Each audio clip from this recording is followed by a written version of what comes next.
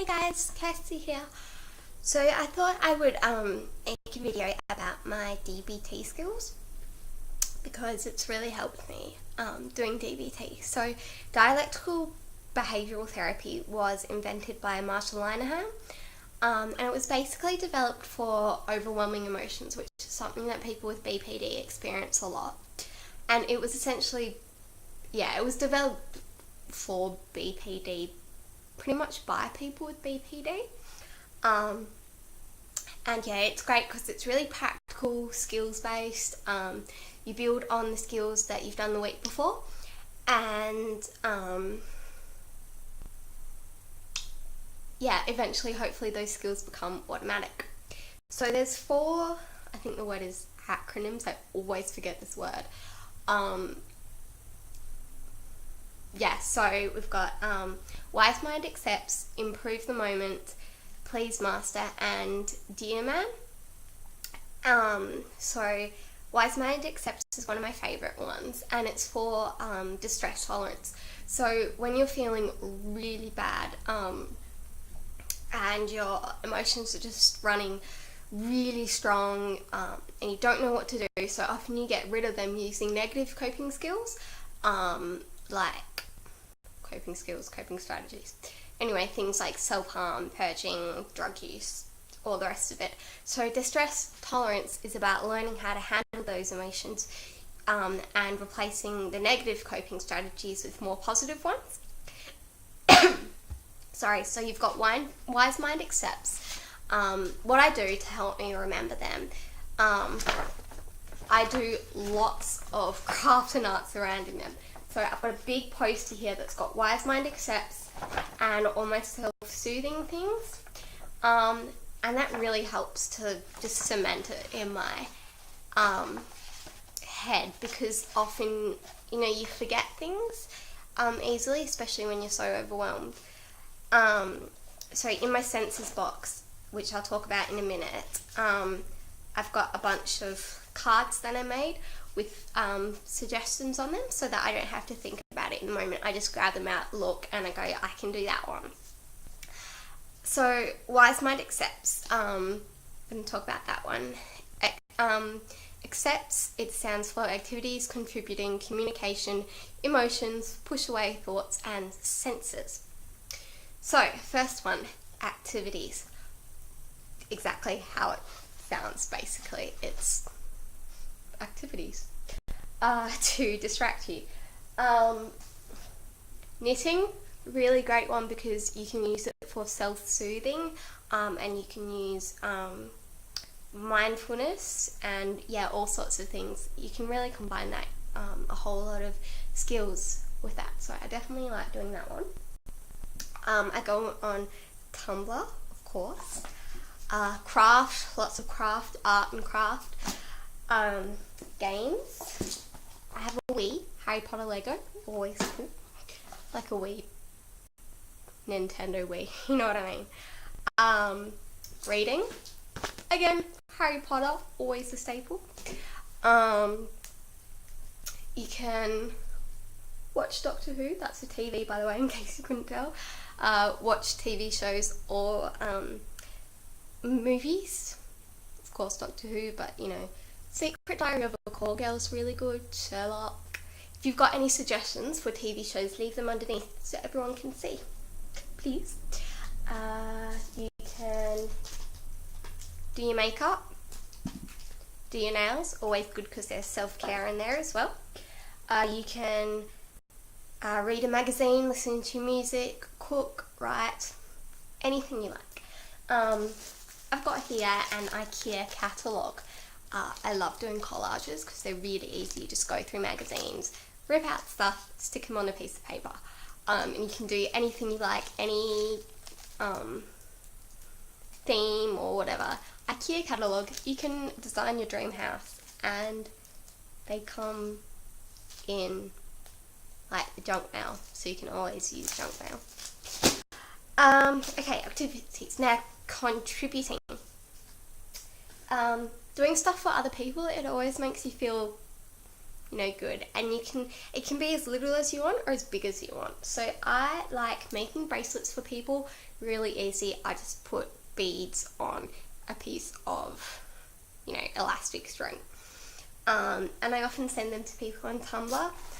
I write letters, which is really, really nice because often you receive letters back. I've got a couple of people on Tumblr that I send letters to, and that's always cool because I love getting mail. You can do housework, give people hugs. I've got there's this thing called Knit for Africa, and this is a little baby jumper that actually it has to be. Sorry, that was my husband's. It has to be sewn up, but it's a little baby jumper that I made, knitted, really simple, and a little baby orphan in Africa is going to get it. So that uses lots of skills, obviously. I like writing nice anonymous messages to people on Tumblr because it makes them feel good. I make signs. I go through stages when I do and I don't, but for people on Tumblr, like this one for Miranda, don't really make them feel good about themselves. And I like writing advice posts and answering questions, or like now doing this video, which hopefully will help someone communicate. Where's my phone gone? I've got my phone here because I use my phone mostly for the communication. I write on Tumblr, which I've got in here. You can talk to someone, a therapist or nurse or your friends, people close to you. Text them, call them. You can vent. It's good when you're venting just to keep it for a short space of time. So just go, okay, for 10 minutes, I'm just going to get it out of me, say exactly how I feel, and then leave it. You can write down how you're feeling, rip it up, burn it. Don't do that inside, do it outside. Don't do it during summer when it's fire season. Don't set off the fire alarm. All the rest of it, you know what I mean. Journal, whatever you like. Emotions. This is all about creating an emotion that's different from the one you're experiencing.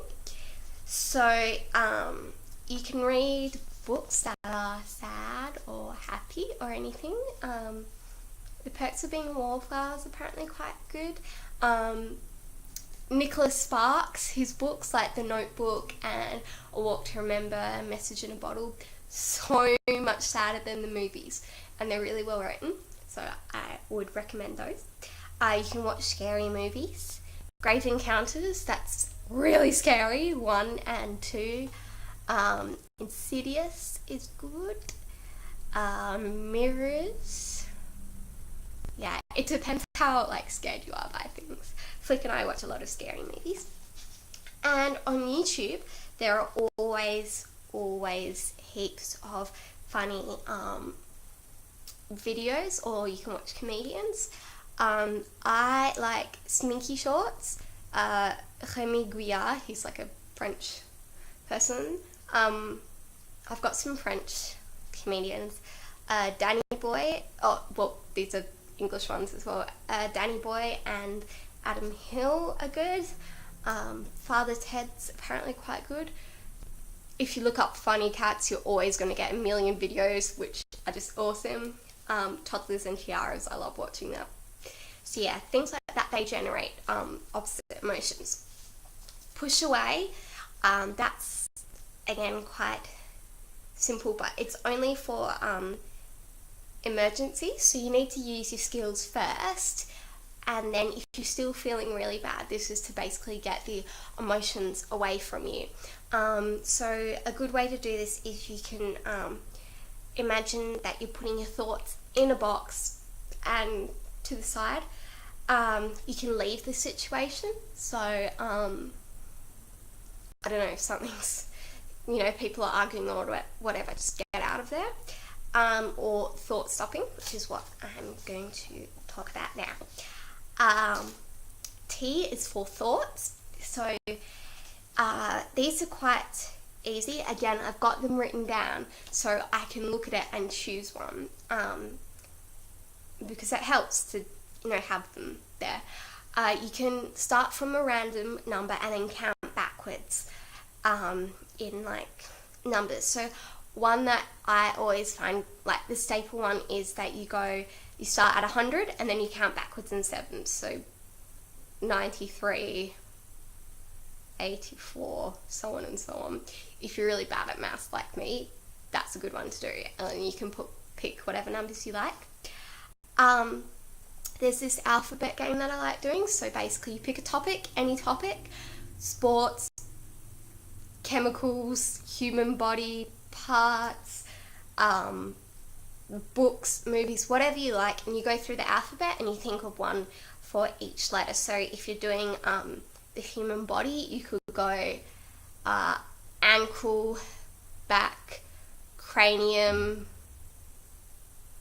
duodenum, I think that's how it's said, and so on. Then there's one I called senses, 5, 4, 3, 2, 1. So you think of 5 things that you can, or you name 5 things that you can see, 4 things you can touch, 3 things you can hear, 2 things you can smell, and 1 thing you can taste, or whatever variation that you want of that. Categories. So you've got a list of, we usually do 10 categories. Again, that can be whatever you like, and then you pick a letter and you have to go through and think of one of each. So say the letter might be L, and you've got movies, so you can do, oh gosh,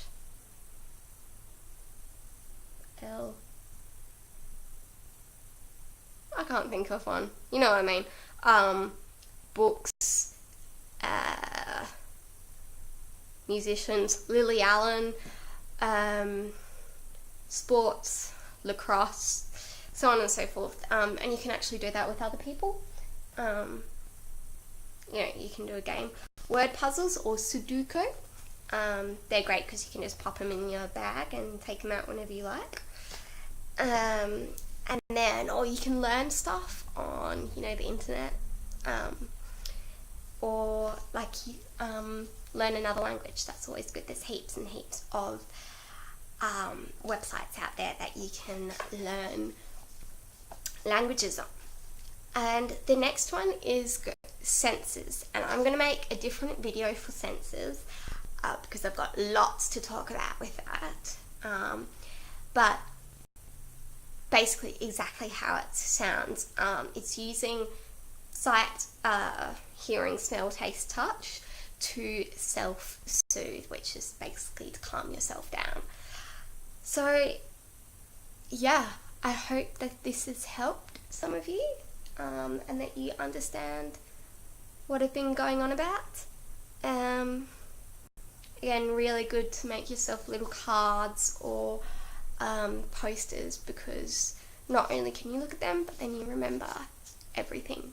So that's Wise Mind Accepts, which is activities, contributing, communication, emotions, push away, thoughts, and senses. All pretty self-explanatory. So yeah, hope you liked it. If you've got any suggestions or anything, leave them below. And yeah, thanks for watching, guys. Bye.